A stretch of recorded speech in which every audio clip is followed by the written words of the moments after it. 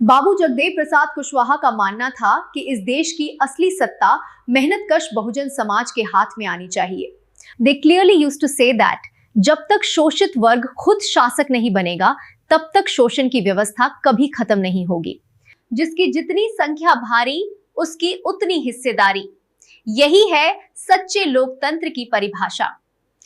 They wanted to completely eradicate the discrimination and injustice happening in the name of caste, न कि केवल ऊपर ऊपर से सुधार। बाबू जगदेव प्रसाद मानते थे कि शिक्षा ही वो हथियार है जिससे गुलामी की जंजीरें तोड़ी जा सकती हैं। उनका स्पष्ट विचार था कि राजनीतिक सत्ता के बिना सामाजिक न्याय सिर्फ एक सपना बनकर रह जाता है।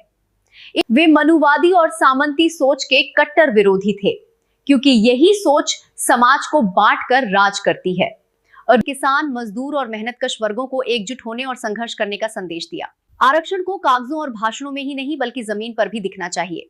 वे चाहते थे कि दलित, पिछड़े और गरीब समाज के बच्चे जिम्मेदार पदों पर पहुंचे, फैसले लेने वाले बने और समाज की दिशा तय करें।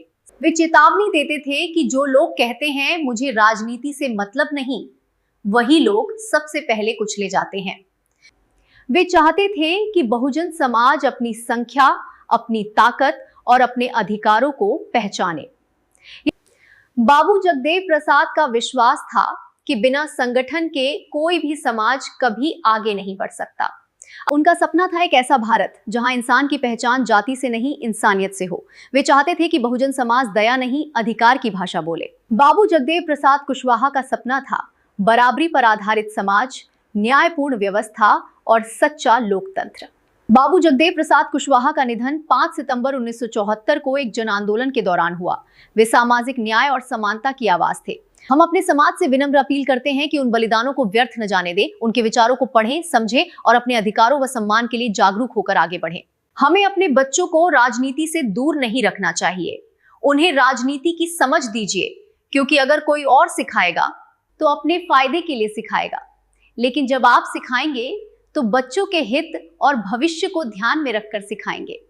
हर माँ बाप की जिम्मेदारी होनी चाहिए कि वे जितनी भी राजनीतिक समझ रखते हैं उसे अपने बच्चों को जरूर सिखाएं। अगर आप अपने समाज को आगे बढ़ते देखना चाहते हैं तो किताबें पढ़िए, सिर्फ सिलेबस तक सीमित नहीं, सिलेबस से बाहर की किताबें, जैसे डॉक्टर लक्ष्मण यादव द्वारा लिखित प्रोफेसर की डायरी और जातीय जनगणना से जुड़ी किताबें। ये पढ़ना बेहद जरूरी है ताकि समाज और व्यवस्था की सही समझ बन सके। अगर आपके पास समय नहीं है तो ऑडियो बुक जरूर सुनिए। भारत में कई ऐसे ऐप उपलब्ध हैं जहां ज्ञानवर्धक ऑडियो बुक्स आसानी से मिल जाती हैं। अगर आपके पास समय नहीं है तो ऑडियो बुक जरूर सुनिए।